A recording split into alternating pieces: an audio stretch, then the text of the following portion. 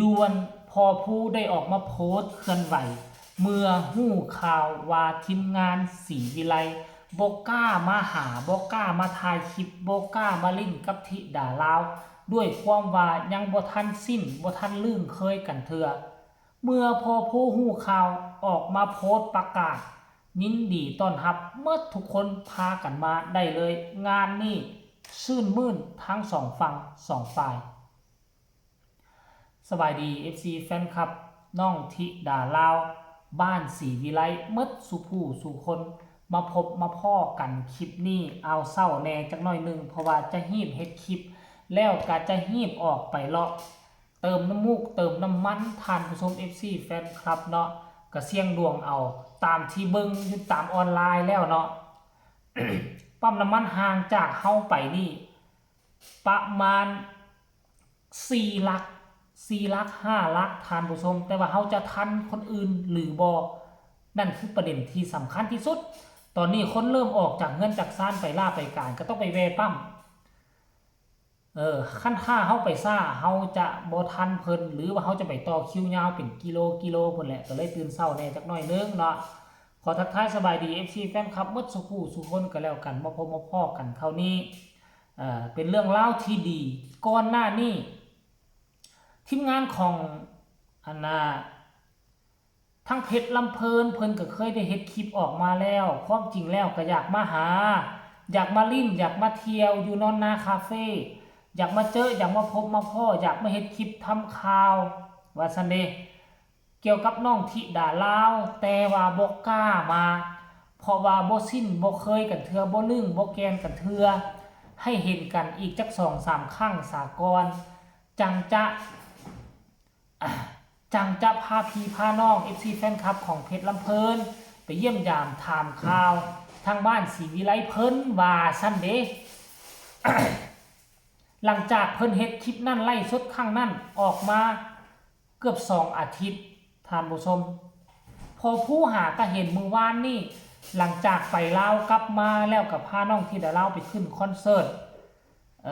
2 มื้อเรียนติดเลยนะ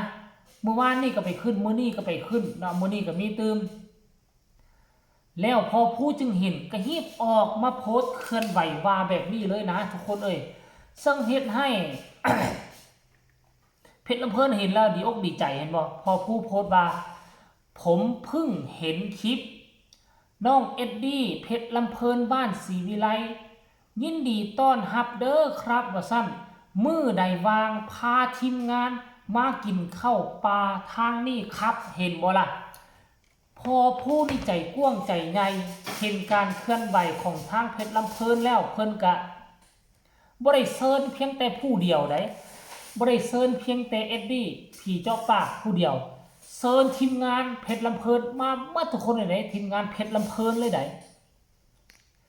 มา 3-4 คน5 คน10 คนก็ว่ามาได้เลยว่าสั้นทานผู้ชมอันนี้คือความหักความแพง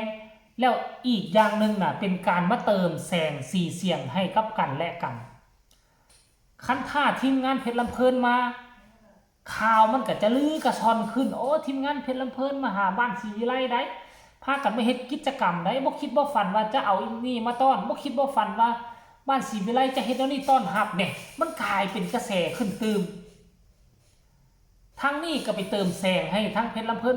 ก็สิมาเติมแสงให้ทั้งทีมงานศรีวิไลซึ่งมันเป็นสิ่งที่ดีเนาะมันเป็นสิ่งที่ดีแต่เอาละท่านผู้ชมก่อนที่เฮาจะไปหาไผก่อนที่เฮาจะไปเยี่ยมยามไผ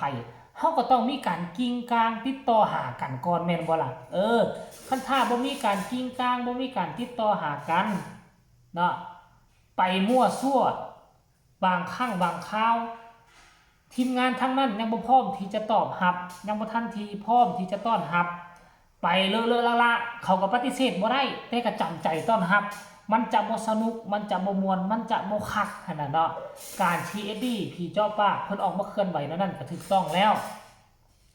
แต่หลังจากพอผู้เห็นแบบนั้นแล้วแนวใดก็จะได้ร่วมการร่วมงานกันยาวนานเห็นนั้นแล้วก็ประกาศต้อนรับคักแน่แล้วออกมาประกาศป้าท่านผู้ชม FC แฟนคลับเฮาก็มาติดตามเบิ่ง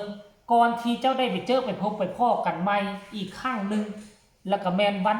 ที่2เดือนหน้าพุ่นแต่นี่ฮอตวันที่2เดือนหน้านี่ใช้เวลาเกือบ11-12 มื้อมาเบิ่งว่าทีมงานเพชรลำเพลินจะตัดสินใจมาเยี่ยมยามก่อนบ่หรือว่าจะรอท่าให้ร่วมงานกันเป็นครั้งที่2ในวันที่2เดือนเมษายนเดือนหน้าก่อนแล้วจึงจะมาเยี่ยมยามถามข่าวกันเพราะอีหยังว่าติ ยาสุรอซ่าอันนี้ขอแนะนำเด้อเนาะทั้ง2ทีมงานเลยทั้งเพชรลำเพลินกับงานบ่หลายเนาะทั้งทีมงานก็บ่ค่อยได้ออกไปงานส่วนใหญ่ก็ไล่สดขายเครื่องขายของถ้าหากว่าพอมีเวลาฮีบพากันมาเลยอย่ารอซ่าเวลาเป็นเงินเป็นคำมาโลดยังอีก10 ปลายมือกว่าจะได้ร่วมงานกันเที่ยวมาโลดบ่ามือมาก็ได้มาเฮ็ดกิจกรรมกันลงทงลงทาลงไห้ลงนามาโลดติดต่อหาพ่อผู้ว่ามื้อใด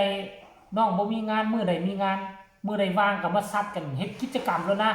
ถ่ายคอนเทนต์กันอยู่ทงนาลงนอกลงหนองหาแง่ไข่มนดอกมนแดงค่อยเชื่อว่าน่ะคนใหม่มายามคนใหม่มันจะเฮ็ดให้กระแสมันลือกระช่อนขึ้นตืมคันว่าต่างฝ่ายต่างถ่ายแต่คอนเทนต์แบบเก่าจำเจไว้เป็นปีแล้ว FC แฟนคลับมันจะเบื่อยอดไลค์ยอดแชร์ยอดเบิ่งตกแน่นอนถ้าเป็นกิจกรรมใหม่ๆถ้าเป็นบุคคลหน้าใหม่มาพบมาพ้อกันสำหรับค่อยคิดว่ามันเป็นผลดีต่อ2ทีมงาน 100% ค่อยขอฟันธงแล้วก็เป็นผลดีต่อซุมเฮาผู้ทำข่าวผู้เฮ็ดคลิปอีกตื่มมาสังเกตวงบ่ทุกคนคันข่าวอันเก่าอยู่แต่เฮือนมองเก่ายอด